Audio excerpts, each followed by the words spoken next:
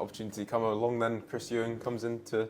Yeah, well, he comes into the fold. So, I mean, I was up at... So, where are we now? So, I was in at St Mirren. So, before that, I was working with Chris as Edu Sports. I was just working really kind of off the cuff, in and out sessions, which I loved. I really enjoyed that, actually, you know, thinking about it. And is that how you met Chris? That's how I met Chris. Yeah. It's through a guy called Chris Hilco. He was also a fantastic coach, good guy as well, really good guy. And me and Chris met at a Motherwell game. I was coaching at Motherwell at the time, probably John Guthrie and his age group actually. And I wasn't working as such, so Chris was like, you know, come and do a guest session. So I done a guest session with Edu Sports. Edu Sports was just in the morning. It was in and out for me. And I was eventually, I think I was just on the cusp of finishing playing. I was thinking about going back to play part-time. I thought, nah, I'll leave it. So I got the role at Motherwell to go and coach. And this was after Queen's Park, and, you know, because I was doing that still while I was playing. And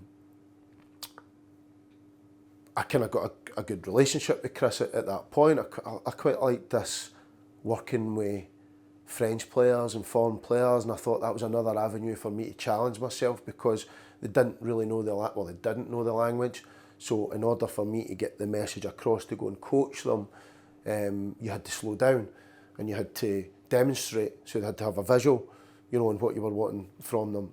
You couldn't just say it and then it would happen. So that was brilliant for me at that time.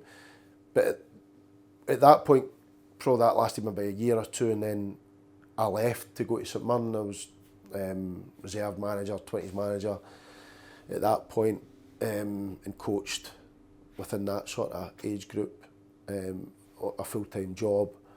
So I went there for a year, and the first team ended up getting, St Mirren first team ended up got relegated, and I lost my job because I was assistant head of youth and I was reserve coach. So, well, I was 20s coach actually at the time. I was 20s, but it was the reserves essentially. So they had to make cuts, so goalie coach lost his job, I lost my job, kitchen staff, and it was really a real, wow.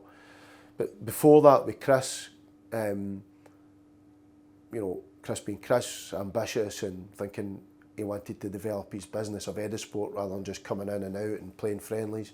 He wanted to go in the league, and he thought, I'm going to put a team in the league. And me and Chris went down, you'll know that story, but went down to the south of Scotland, went down to, I can't remember exactly where it was, but we went to this wee hotel and near Derby actually, and Chris and I, but it was mainly Chris, made a pitch for Edu Sport Academy to go into the Scottish Football Pyramid and enter in at south of Scotland level.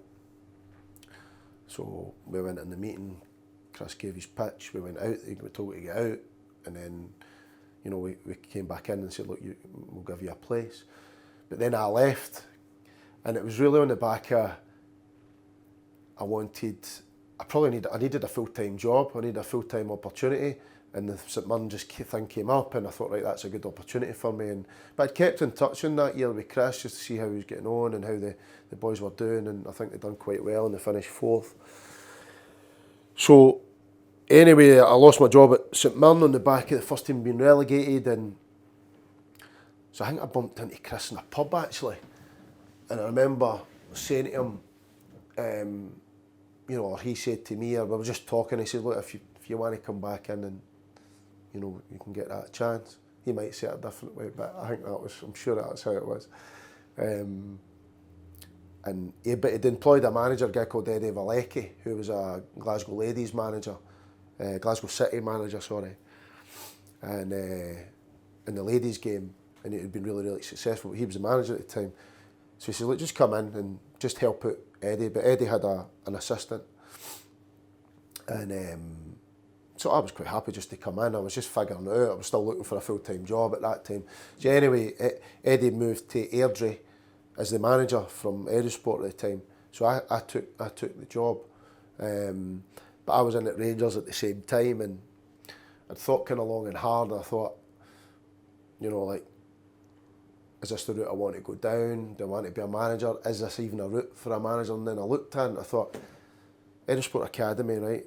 They're becoming they're a team now, albeit the name doesn't quite suggest. They train 5 times a week. They play on a Saturday.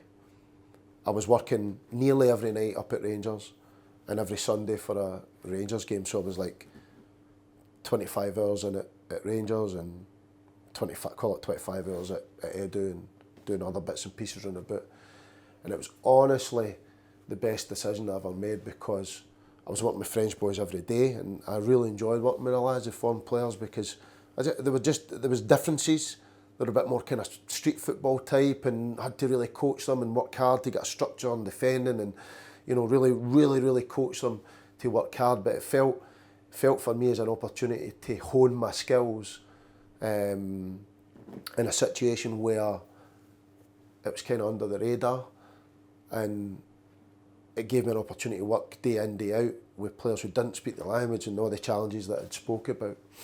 And it really just developed from there for 2 years, and then we won the league, as you'll know, after that. And that was a real objective of mine. I wanted to win the league. I wanted to get promoted into the Lowland League, because Lowland League was a bit of the holy grail for us. I know, like, on the grander scheme of things, the Lowland League's 5th tier in Scottish football, but for us at the time, we're like, and my objective, because I was getting best of both worlds, I was working with high quality players at Rangers, and I wouldn't say low quality players at Edu, absolutely not. There's some brilliant players in there, but it was like, it became about, trying to win the league and try to get promoted.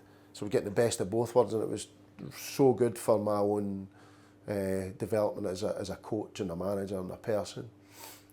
And so much so, like, I was kind of caught between, because I got an opportunity to go to Hearts. So I had a chat with Craig Levine, who was the Hearts manager, and he was also the director of football at the time. And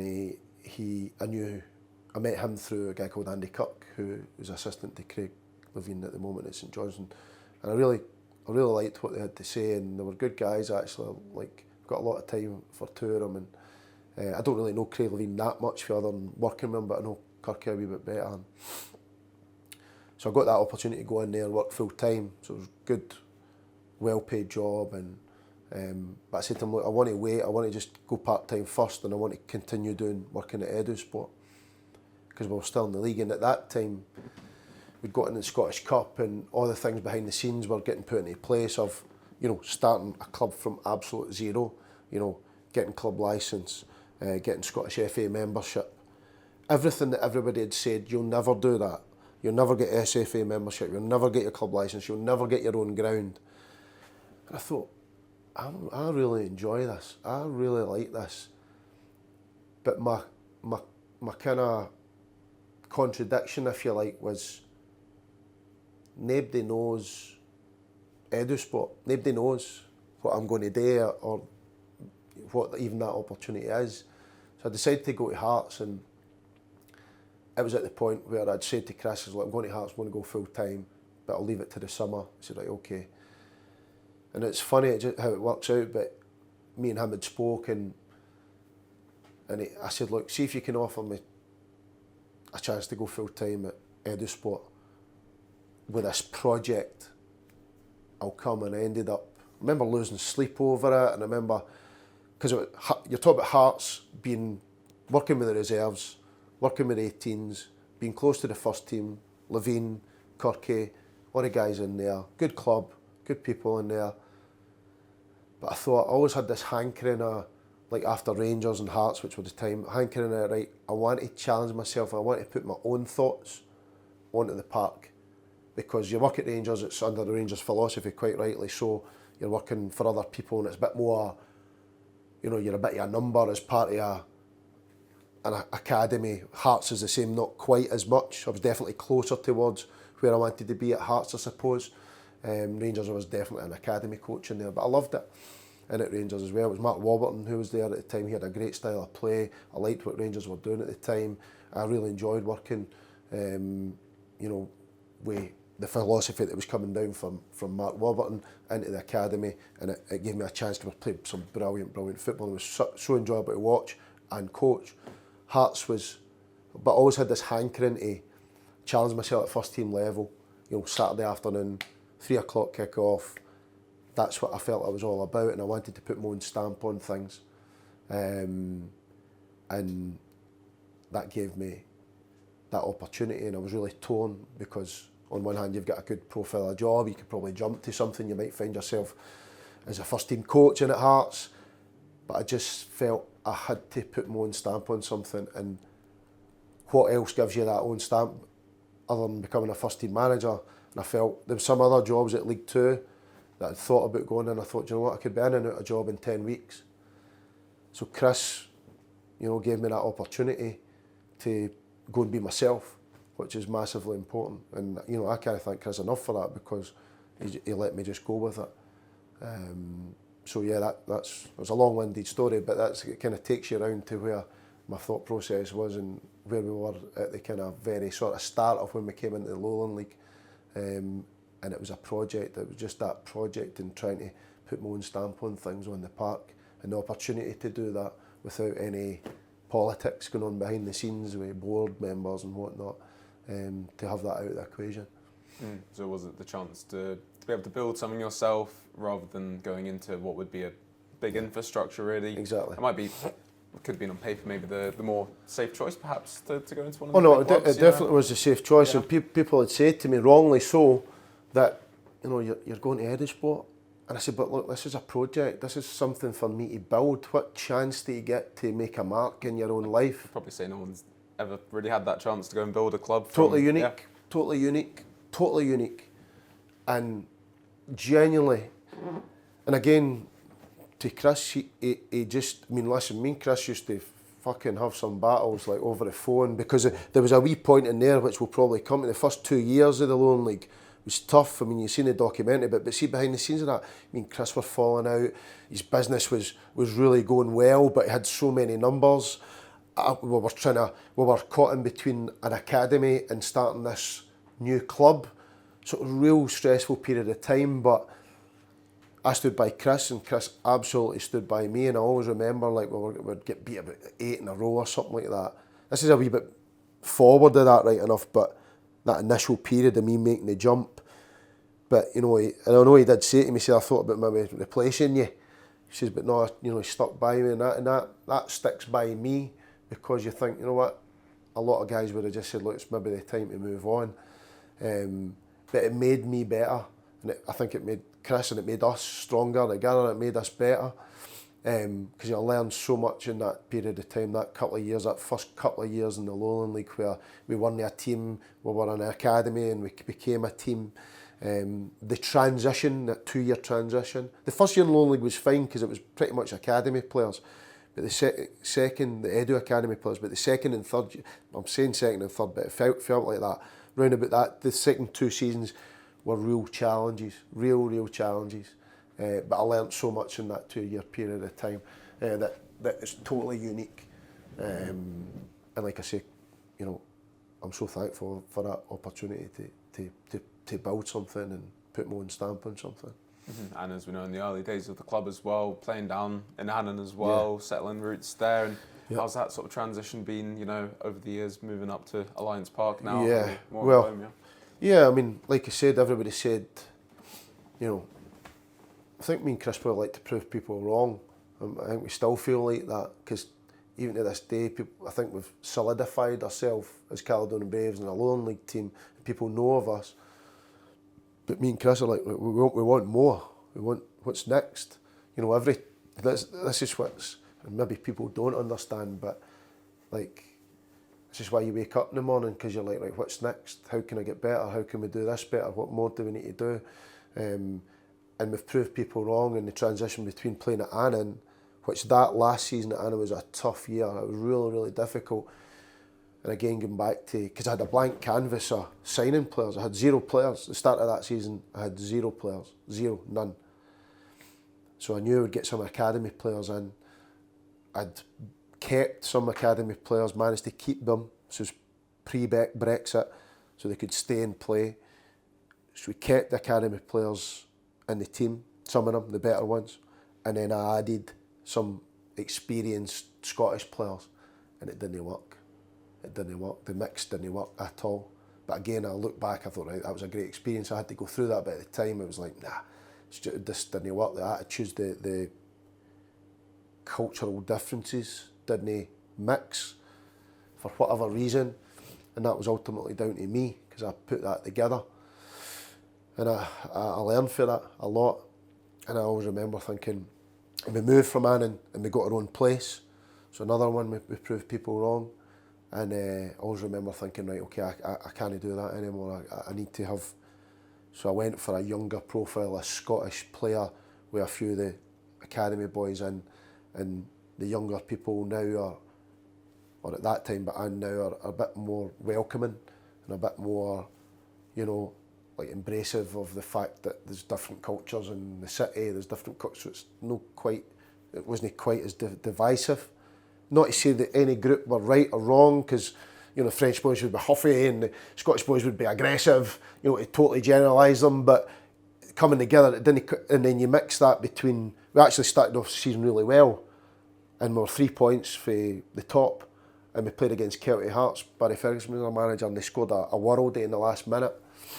We lost 2-1, and at that point it was almost as if they lost faith, and we went in a bad run after that. We did have quite a few injuries and at that time, but anyway, going through that and starting from scratch again and really building, because you're constantly building and rebuilding at this level of football, and you know the experience that's gave me is second to none.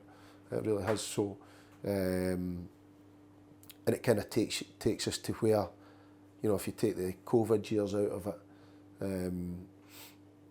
it kind of takes us to where you probably recognise the Braves as in the last probably 3 years post COVID or 2 and whatever it is post COVID. Mm-hmm. So would you say those challenges along the way is maybe, you know, having to at times take a couple steps forward, maybe one back again, but then, you know, trying to get to that next level again? Has that sort of been the natural linear progression we've seen? Yeah, so I mean, for example, after that kind of poor year, the year of the documentary actually they were filming, and it was a hard year, it was really tough.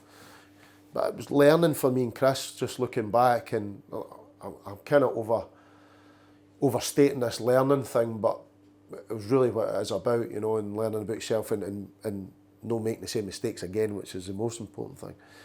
And I got a really good group of boys in at that point, but it was still quite early on, and COVID hit, and then I lost quite a few. Just to kind of round that up without going into too much details, I lost quite a few, and I started to think, right, okay, I'm losing players are going for more money. And then I thought, I'm going to do what I've done, but I'm going to get better players in this time. So this was 2 seasons ago. And I got in boys that I knew from the youth academies, who weren't young anymore, who were 19, 20, 21. Zach Butterworth, Jamie Walker, Jack Brown, Jack Duncan, Jack McDowell, there's Rhys Armstrong, who were fresh at that point, who hadn't had an opportunity. They'd been on loans, didn't play, this and that, came out of Rangers, came out of Motherwell, Coal Stars, came out of Hamilton, came out of Celtic, came out of St Mirren. And I thought, I know these boys. That is that generation of player that I had when they were 15, 16, 17, but now they're 18, 19, 20, 21, 22, Cammy Bredner. And I'm like, these boys, give us 2 years and we'll go and challenge for that. On year 3, we'll go and challenge for a league. And then you are here. What happened? So we lose them on the back of the Lowland League just going, you know, monetary orientated, you know, and it's went that way of, you know, paying, relatively speaking, crazy money for the level of football that we're at. And obviously we lost quite a lot of players. Well, we did. We lost 9 in total, 7 of which were starters, and the other few were, you know, maybe ones that maybe needed a fresh start. So that gave me a situation in the summer where we had to rebuild completely from scratch again. So when you put that squad together, was that sort of one of the first times where you really felt like there was a group that could grow, it needed time. Kick on? It needed time because they hadn't any first team experience, other than a few of them in there. So Mark Kelly was a bit more experienced at that point, but Marky, when he first came in, early years, wasn't experienced, so he needed time. So young players need time to grow, obviously, but to mature, to find out about themselves, find their personality, find their feet in life, be comfortable in the dressing room and be themselves in the dressing room, and we gave them that opportunity at the Braves to do that, and that's why I always said that we needed 2 years to set the tone in that, make them believe in themselves, and I honestly believe this year doesn't matter anymore, right? Because it's the way it was, and I believe it'll work out for the good in the end up. But if we'd kept that squad and I'd made a few changes and I'd brought in the ones I wanted to bring in, we would have been challenging for the league. I truly believe that. But it's all hearsay. It doesn't matter because we didn't keep the players, and they ended up going for a good bit of money. And if it was the right thing for them to do, I know some of them it was a no-brainer, but other ones it maybe wasn't so much. They maybe kind of jumped on the fact that other ones were going, and then on the back of that they were getting good offers for the same league, more money that we could afford them, and so maybe felt that was the best thing for them. But again, it was another challenge, and the summer was tough.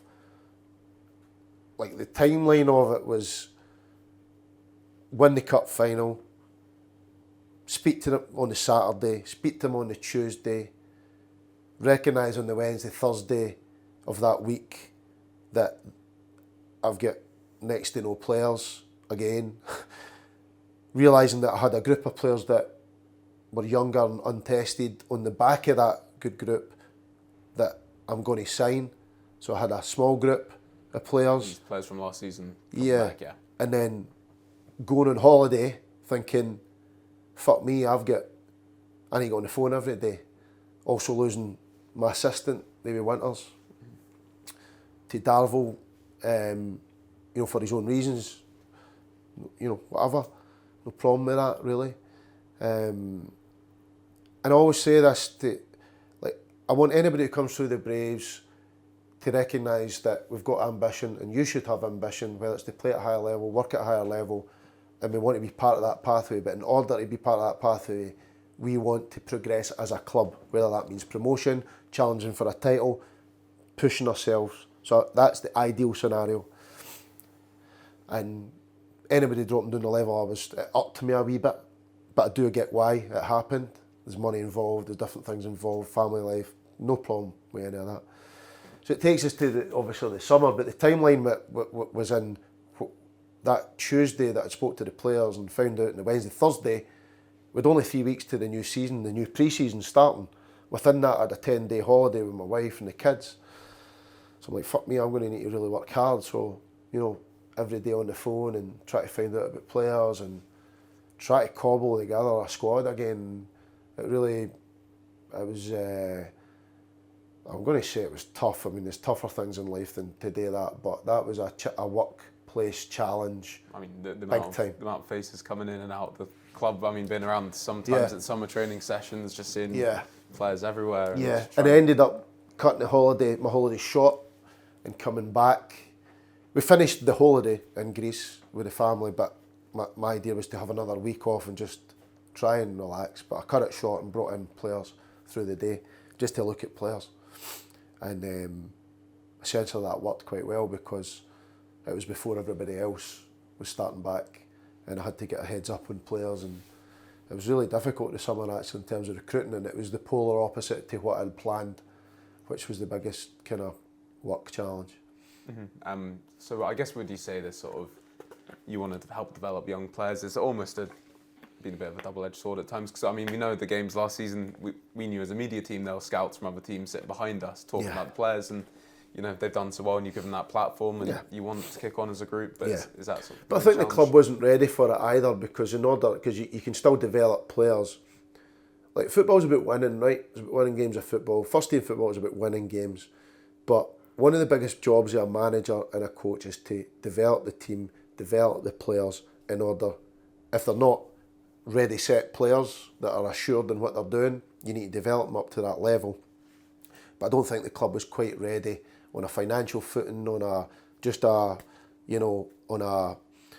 structural footing to then go and kick on and keep the players, kick on and go for that. So it is what it is. We kind of developed that quicker, the football side of things, before the kind of structural side got put together for whatever reason. Nobody's fault. And I always think that, I mean, Chris had the chat and someone said, again, that it's maybe time for me to step back. Maybe this is the thing that I say, right, okay, you know, and maybe it's time for somebody else to go and take the shit and control it. But he says, no, he said that, you know, and I always respect him for that. Like, I mean, Chris has been through a lot, like death of Chris Divers a couple of years ago, you know, which were our work colleague and our friend, death of Eric, Chris's wife getting ill, loss of my dad last season, you know, so there was a kind of, not an emotional attachment, but there was a, let's not gear this up, from my point of view, quite just yet. But I generally thought maybe it was better for somebody to come in and take it on and give the energy it was required and deserved. But anyway, she's like, I don't want you to be going in and don't be daft. You're the person that can go and reinvent this again, and we go for there. And I'm glad I did, because, you know, it's I'm lucky to be in the job I'm doing, and I always want to progress. I'm ambitious. I know I want to keep learning. I want to get better all the time.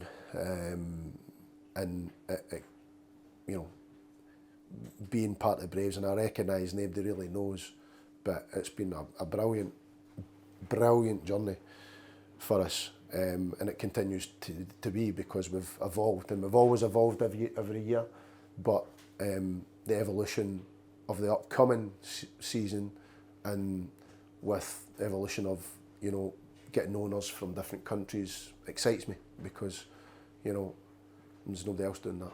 Mm-hmm. And how important is that relationship then with Chris as well? We know big plans, you know, off the park as well. You've got your focus on the park, but how important is that relationship? As we obviously need to build the infrastructure of the entire club, not just on the pitch. How does that work? Yeah, well, I mean, like, we both played a part in that. Also, he's just let me run with the football part, which I can't tell you how.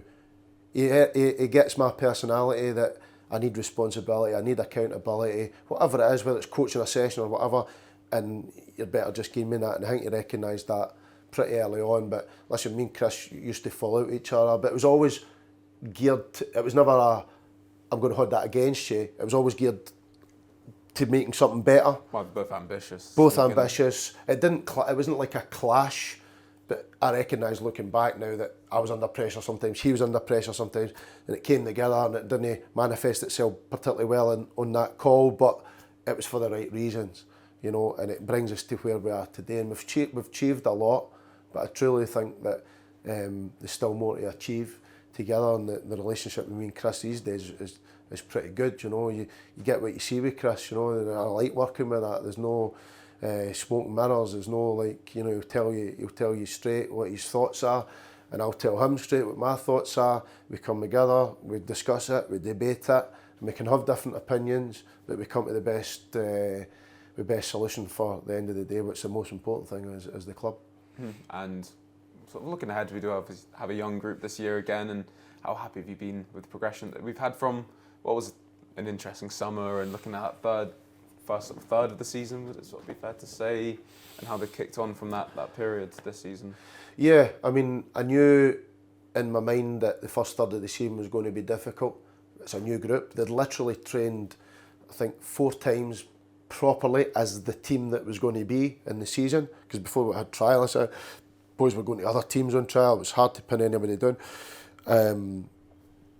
but we had probably 10 days within that, whatever it was, 4 sessions to prepare for the proper season, and I knew we would need to get hurt a few times in that first 10 games, and I knew I didn't know my best team, and I knew I didn't know what each player can do, more or less. I had an idea what I thought they could do, but it transpires we just needed to come through that, obviously, and I knew that would be the case. Give it a bit of time, and then I felt after that period of time, that first third, so I'd like to split the season into thirds. So come the second third, I thought, let's hopefully get some points on board, and then try and be pragmatic in terms of getting to the second third with as much points as possible. And I'm really quite pleased we managed to do that, because I know we didn't play beautiful football. With some of the teams that I've had in the past played some brilliant stuff. But I took half a step to the side on that, and I went with pragmatism in terms of team selection, in terms of style of play, and that's been huge for me as well, to understand you might need to do that. You're going to need to do that to say, right, okay, let's keep a good shape, let's do this, let's do that, and substitute that for building for the back every time, you know, possession-based style of football to what I'm doing that we're doing at the minute, which is a bit more pragmatic and still can be effective. Because I know exactly the way I want to play, but I can't quite play it because it's not that we've not got the players, we've just not got the assurance or the confidence to go and put that into practice. But I think we're getting there, and I think we've got some good young players. I think we really have. I think there's a maturity level that they need to get to, and I'm still hoping to get to that. I think we've got some good experienced players now. You know, John Guthrie at 24 is an experienced player. John's played in the Lowland League for a while. Big Bernie's came in and done well. Ross McNeil obviously is good for a goal. But there's still areas for the whole group, individually, collectively, to improve, which is the exciting bit for me. Mm-hmm. And you mentioned play style there as well. I mean, last season we were one of the top scorers in the Lowland League as well, and obviously it's you know, a change of personnel. But is that still sort of is there still play style that you want to be implementing sort of longer term? This season we've seen, you know, the team play in a certain way, and you know they've certainly got a lot of fight and endeavour. I think this squad, it's fair to say as well. Well, I know Big Ange copied me in the style of play in terms of playing directly, quickly through the line, getting things done quickly, and I thought the group last year were very good at that. But I changed a wee bit with them as well, because I felt I have to. So you talk about, everybody wants to talk about style of play and this and that, and you know, when you analyse it, you look at Rangers, for example. Rangers are quite direct. Well, does that mean that they're playing like 1970s, 1980s football, that people would say, oh, it's old school football? Well, I think he knows his players, and he knows he can play in a certain way, and you know, he's got an attribute at right back, he can get forward and get goals. So that's the way I look at it with the team now. If I say, right, okay, what's my attributes and how can I best utilise those attributes in the team? And it changes sometimes week to week, so I have to be adaptable. I think there's only a few managers in the whole world that can say, this is how we're going to play, and afford to have, you've got to have the structure right as well within the club to say, right, I'm going to recruit for that certain style of play. And I think we're a little bit off that, okay, because I would say East Kilbride recruited for a certain style of play. They've got some good football players in. They've also used 38, 39 bodies in the one season. So that's up to them. And at the end of the day, they're going to win the league, so well played to them. But they've also had one of the biggest budgets as well on top of that. So that all matters. So I know exactly the way I would like to play. I know exactly how I want to play. I know exactly what my midfielders' role within that, my defenders' role, my full-backs, my strikers, wide players' role within that, even depending on the formation that we play. And we're working towards that. And I always say to you, you've probably heard it a million times, it's a work in progress, because it is. And even your style of play is a work in progress. And even going into next season, it's always a work in progress. You're always looking to tweak and develop and get better. So there's no one set way. There's certainly a way that everybody likes to watch a game of football, but it must be effective as well. Are you still learning as well? Always, and that I've been saying to Chris and other people that I've spoke to that, I mean, I've been locked away in this bubble for I don't know how many years, 4 years. It feels like 4 years since I kind of left Rangers, whatever it was, and Hearts, etc. I've been locked away in this bubble, so you start to learn about the real deal. You know, actually the actual learning, rather than going to a course or doing that. The real deal is within it. And I've been fortunate it's been relatively under the radar, so you can make mistakes, and I've got a supportive owner, etc., so you can go through with that. But you're always learning things about yourself, and one of the main things that I learned about was people in general and how they react, and not just players, but people some people are negative, some people are envious, some people are, you know, positive, and some people, you know, don't want you to do well. Some people want you to do well. Some people are genuine. A lot of people are not fucking genuine, you know, and they'll stab you in the back as soon as, you know, shake your hand. And that's just learning about life, I suppose. And, you know, maybe I'm a bit naive that way. I was in a football bubble all my life, and you don't get to recognise or learn about that out with football. But so I've learned so much. You continue to learn all the time. and I feel I'm in my next phase of learning. So I'm thinking about, right, how can I go? And I keep saying to Chris, I want to take a year out, travel Europe, go and speak to, you know, managers, coaches, and I want to do that. That year out might turn into a month, depending on when we finish the season. But I always want to get better. It's as simple as that. And I want to get better for the club. I want to get better for myself. And ultimately I want to wake up, challenge myself, be a better coach, be a better manager, and just be better at my job and see where that takes me. And hopefully it takes me to a point where we're challenging for this league and getting promoted, and we share the story with other people. And how tough is this division then if you want to reach that goal? We know what the lower league's like, and the crazy thing is there just doesn't seem like there's much between any of the teams. That's what I say to people when they ask what the level's like, and I say, well, there's not really much between top to bottom. We go away to East Kilbride and, you know, match them up. Obviously they've got good technical players, but match them up just as much in the game. But also we go away to Gretna, and I thought that was a tough game. We get all 3 points, but you know, there's just not all too much between the teams. There's not. So it's a team that can put a good run together. I think there's an element of size of squad with that. If you watch East Kilbride, now, you know, we played well against them, but I didn't think we were that great. They probably didn't play as well as they wanted to do that, which can happen. But I think that one of their key differences was they had players on the park that they could bring off, put other ones on who were. So we've got good players off the park as well, but it's just that little bit of assurance. So that mentality of, I'm going to come on the park, I'm going to score, I'm going to win the game.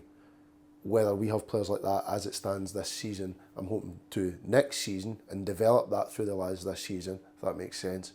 And that for me ultimately is the difference, is that belief, that psychology of the game. But there's nothing in the league from East Stirling, from obviously Edinburgh Uni have had a tough year this year, but like say, you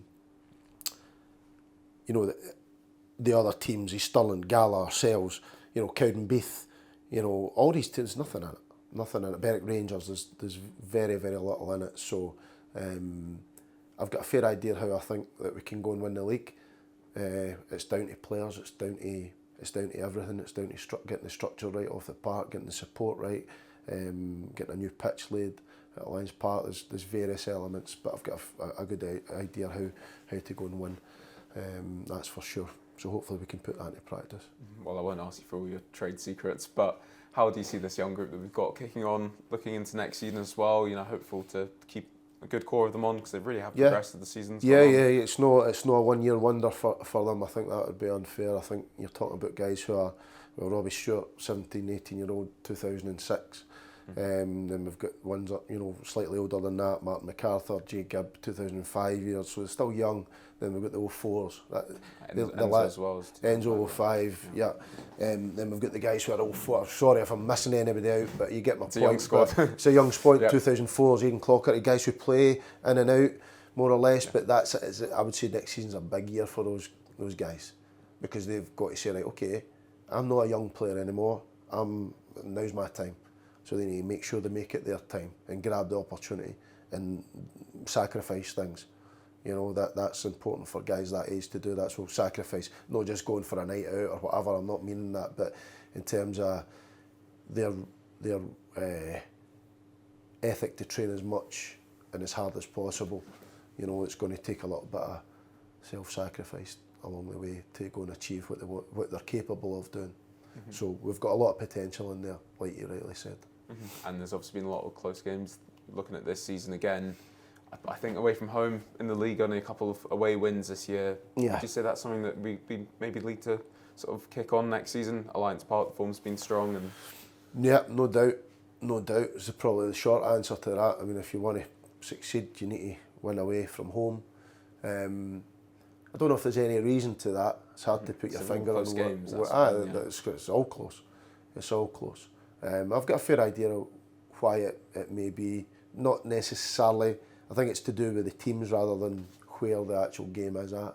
So those are areas to get better at.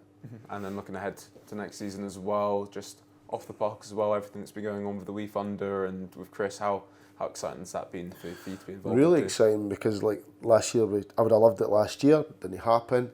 Nobody's fault. But getting a structure at your club, you see all the best teams in the world actually have the best structure behind the scenes. So Brighton, for example, recruitment, heavy on that. You know, Brentford at that level, Man City obviously the best, but they're the best not just because they pay the most money, but they've got a solid structure and everybody speaks to each other properly. I'm saying this, I don't really know, but I'm from the research and the people I speak to, they seem to say that's the case. But also, if you look closer at home, in the Lowland League, Bonnyrigg Rose won the league. You know, not the best football team in the world, but they knew how to win. They had a manager who knows how to win. Manager's a good guy, good manager, good coach, but they also had a good structure. You know, but they also had 120 years of history behind that. I'm saying 120, roughly. Spartans is another one, good structure behind the scenes. So, you know, this money, it's not just about getting players on the park. This is about, right, okay, how can we build a structure, the community department, the youth department, the recruitment department. I know it's not going to be a big department, but it's maybe 1 or 2 people, but everybody singing from the same song sheet and aligning it all together and saying, this is why we're here, and this is where we want to get to, and this is your job, this is your job, this is your job to go. And essentially, I suppose everything to do with football is my department on that, to try and make sure that's running like clockwork. Mm-hmm. Well, that's all been really interesting to hear about, Ricky. So just to finish up as well, I did put out chance for a Q&A for some people to get some questions in, if you're happy to finish off with that. Yeah. So put it out. The first question we've got, I'll ask if you can see if you can guess who asked this question first. What's it like to have the best job in Scottish football? Chris, you asked that. That's correct, yes. So. Well, I think going back to this meritocracy and earning the right to everything in life, I'd like to think I've earned the right through all the fallouts that I've had with Chris.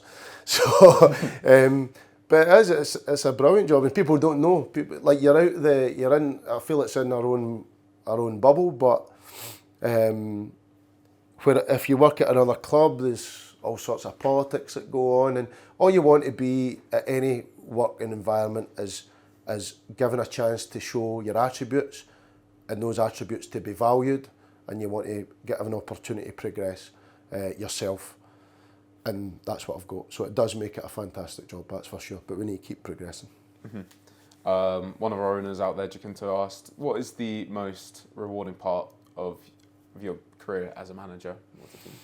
I think, the kind of obvious one is trying to get promoted or getting promoted into the Lowland League. I know, I understand that tier 6 to tier 5, it's not the huge biggest of levels, but you know, if that's the job, that's the job. So I would say that's rewarding, but there's many things like you're talking about, young players that I'd worked with in the past, right the way through, and it's not just the ones that's gone on to be international, it's all the ones that are still playing football, because I respect that highly, because I believe, you know, crossing that white line on a match day is got real value and big importance. So I can't probably pick out one thing, certainly winning the league, but also sustaining ourselves in the Lowland League when everybody wrote us off.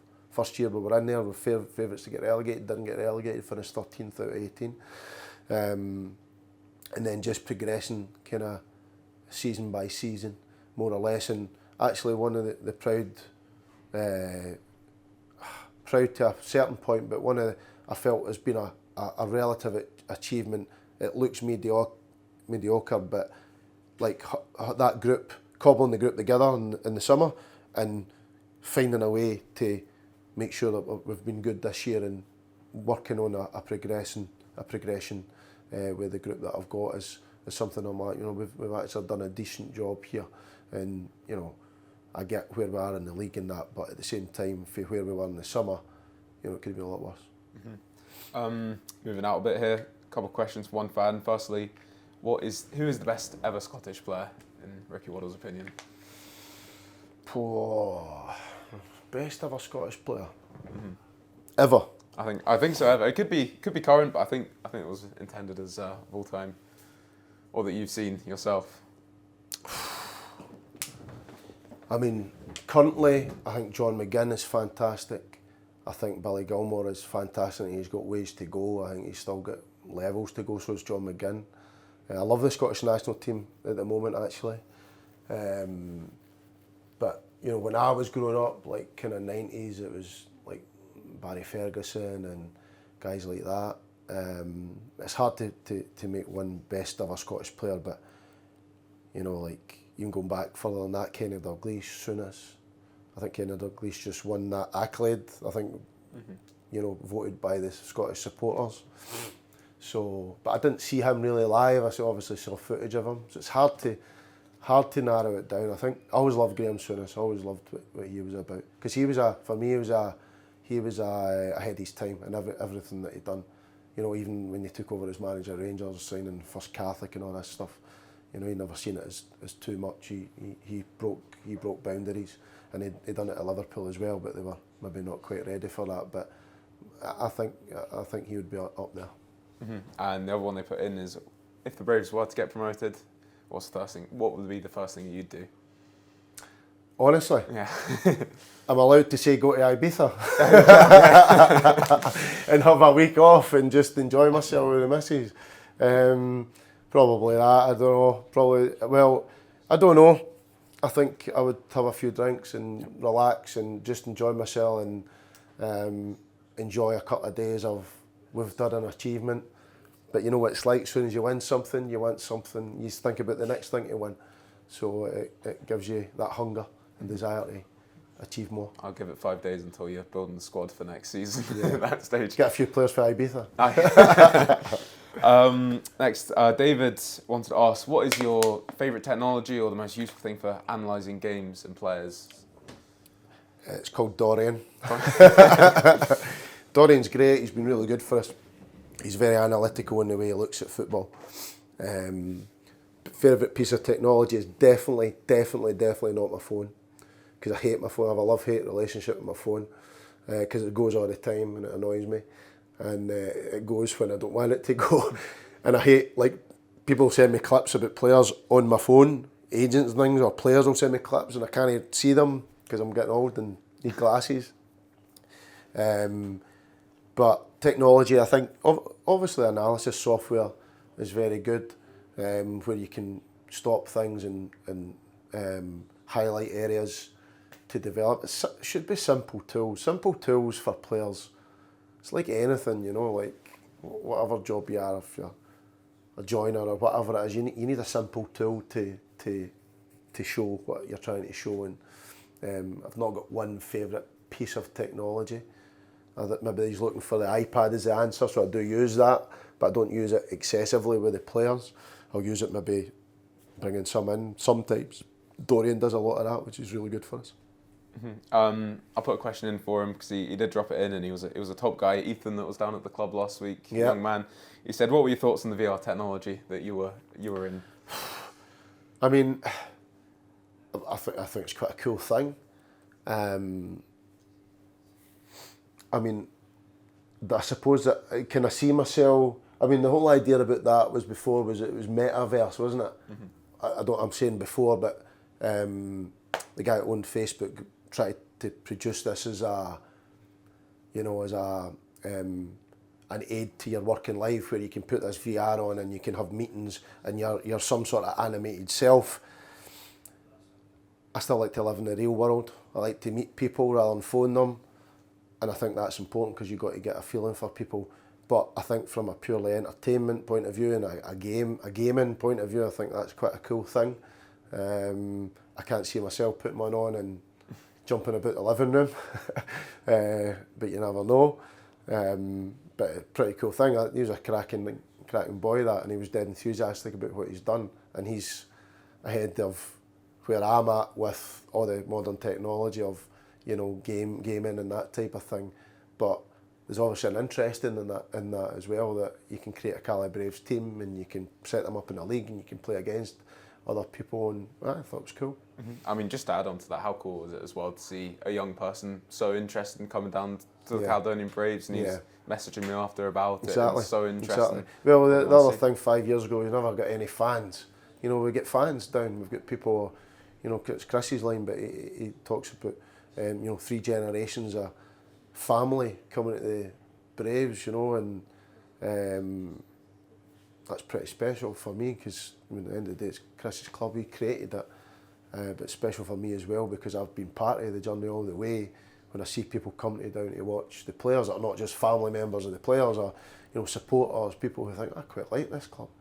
Because you know what Scottish people like, it's quite easy to be negative, and a bit kind of insular, and you can't do that and shouldn't be that. But I think we should have a bit more of the American attitude. We're a bit more positive and see the good in things.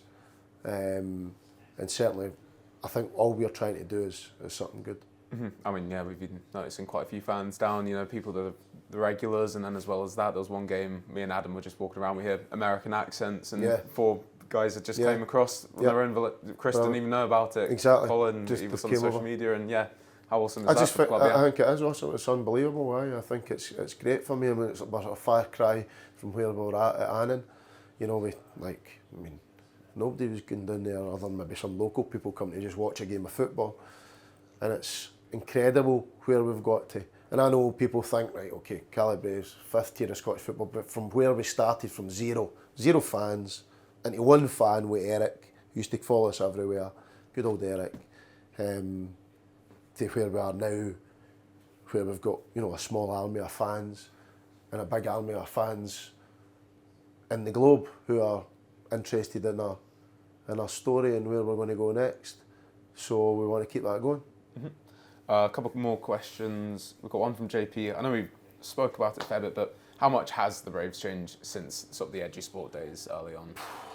I mean, evolution of the club is what we speak about, and it's evolved greatly.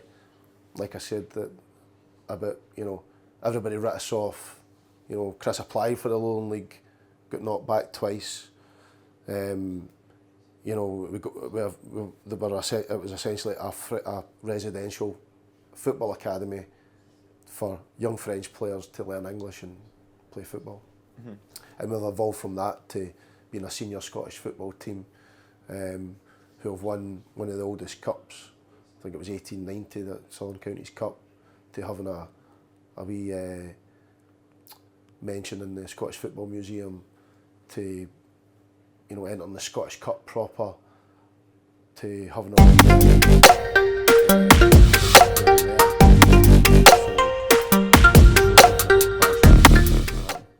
And our final question is the big one. Comes in from the Braves, someone on the Braves account, so I don't know if it was Chris again or someone else, but Puma Kings or World Cups? Oh, World Cups all the time. Puma Kings were too wide for my feet. Definitely not Puma Kings. World Cups all the way. They were also lighter than Puma Kings. But Copa Mundials, that was my boot of choice. That was my mouldy boot of choice. The World Cups were the studs, if you remember. Yeah, well, perfect. You can still get them. I think you can, yeah. I mean, if you want the vintage look. They're 120 quid now, though. That's something then. Yeah. Right, well, that's all our questions there, and I think that brings us to an end. So, Ricky, thank you so much for your time. It's been really interesting to catch up with you there. So, thanks for coming on, and a special thanks as well to the Gate Pub for hosting us today. Really appreciated that as well. Great venue for this. So, definitely. Brilliant. So, and Ricky, thanks for your time, and best of luck for the rest of the season. And thank you for everyone that's tuned in for this one today. Excellent. Thank you, mate. Right. Cheers. Cheers.